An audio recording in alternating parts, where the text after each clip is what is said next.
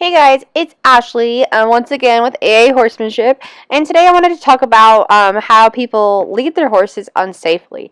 So, a lot of people, they way down the lead rope and they're dragging their horse behind them, like speed up, and they might have somebody behind them flapping their hands and just not really paying attention. They throw the rope over their shoulder, they're just kind of, yeah, whatever, I'm here.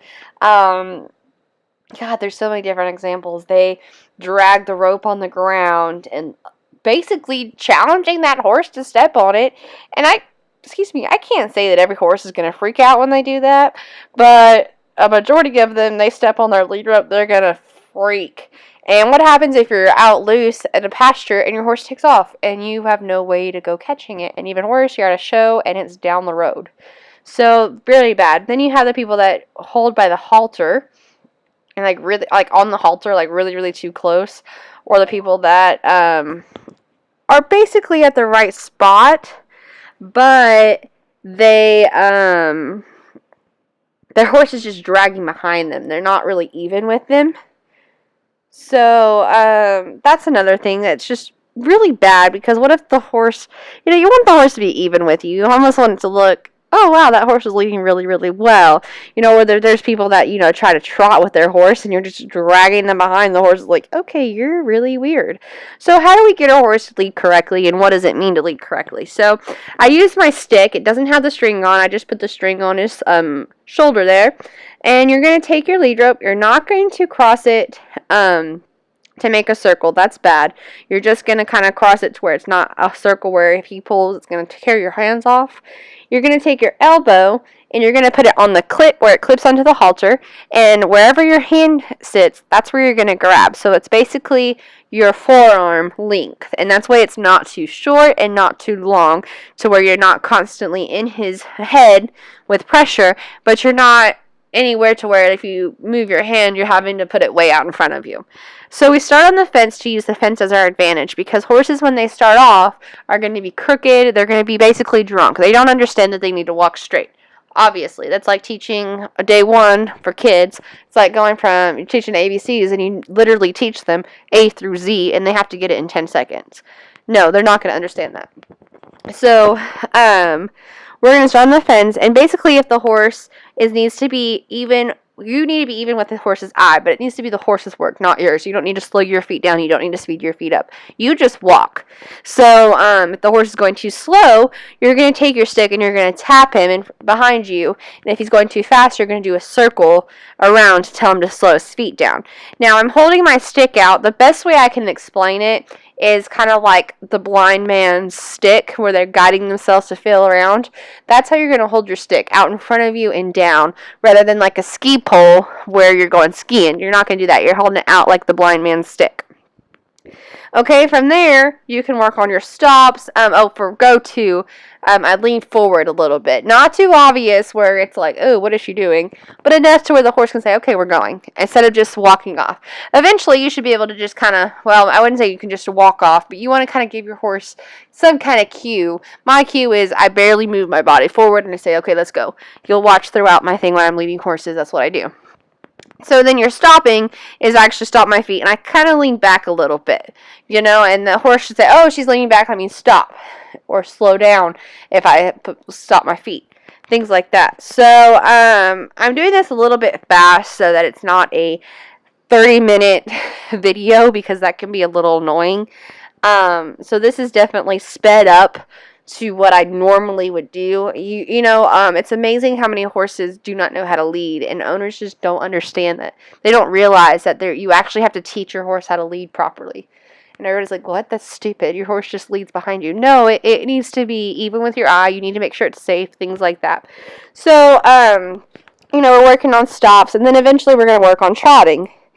And, I lean forward and I do the same thing. If it goes too fast, I'm going to turn a circle. If it goes too slow, I'm going to tap with my stick. And I just retract behind me to tap. Okay, so we're trotting. And same thing with stop. I'm going to stop my feet and just lean back a little bit. And if he doesn't stop right away, I just back him up. Not viciously, just kind of tap. Your horse, before you do this, your horse should respect your space, to where they're not crowding over you. And they should understand the 4 basic steps of backing up, which I'll do another video on later.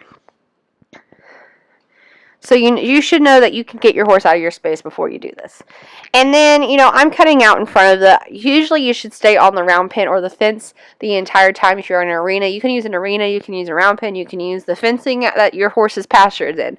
Whatever. Obviously, I wouldn't use an electric fence if it's turned on. You can use it if it's turned off, but you're basically saying, yeah, run into this fence, shock me, and run me over. That wouldn't be too smart.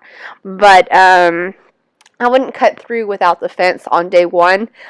Actually, you do on day 1, but not the first couple minutes. You need to set your horse up for success rather than failure.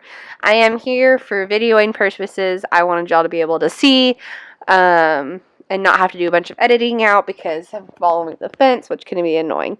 So, of course, once you get the one way, you're going to do the other way.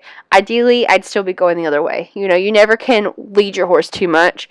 I want to understand that he fully understands what walking means, and he's always next to me, and I want to make sure he understands what stopping means, and I want to understand that he knows when I lean forward for a trot, he trots off. I'm not necessarily going to worry so much about him perfecting that stop at the trot, because that is the next step up. That's probably going to be day 2, day 3. It takes 3 to 4 days for a horse to perfect the exercise. So by day 4, I should be able to trot off, stop, and that horse stops right with me. And then eventually you can work up to Liberty and everything. Everybody always wants that pretty Liberty horse that stays with you. This is where you start. A horse understands you be picky with it. You can't let it slide. You have to be black and white. But if you are picky and you understand the horse's eye has to be with you, your horse will really understand it, and he'll start clicking and be like, okay, I have to stay with her. And you need to practice leading. I mean, you can do it. You go get your horse out of the pasture, and the moment your horse sees you is when your training starts. So get him out of the pasture. Instead of leading him over your shoulder or dragging on the ground, lead him like you're supposed to do. Say, okay, let's see if you're listening today. I'm going to walk off. And then, or, hey, you know what? I'm going to trot to Kone and stop, or things like that. Just kind of play around with it. Make it a game. Go to different obstacles and lead your horse correctly. And do it on both sides. Your horse needs to be lefty and righty, not just lefty. I understand everybody's like, oh my gosh, you're leading on the right side. That's terrible. Well, what are you going to do if you have to? Or what are you going to do if somebody doesn't understand and they try to lead your horse on the wrong side and now he's flipping out? I've had so many horses. People don't mount on the right side. People don't do anything on the right side. And somebody comes up and does it, and the horse freaks out because they've never seen it before. And they're like, well, I don't understand why they're freaking out. Well, because you never do anything on the right side. So always, always, always do stuff on both sides. Now, before I bore you too much, I know we're already 8 minutes in. You guys get the gist of it. I'm going to hopefully have a showmanship series coming out for showing. Just the basics on how to teach your horse to prepare for showmanship.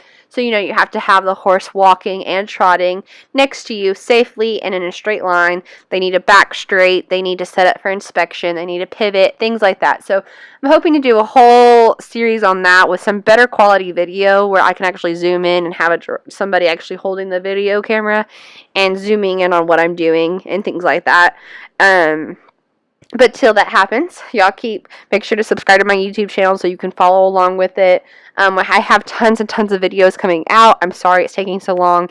I just got super booked with horses. I went ahead and got 3 horses of my own to sell, and I just have been overworked completely. I did not think about it smartly.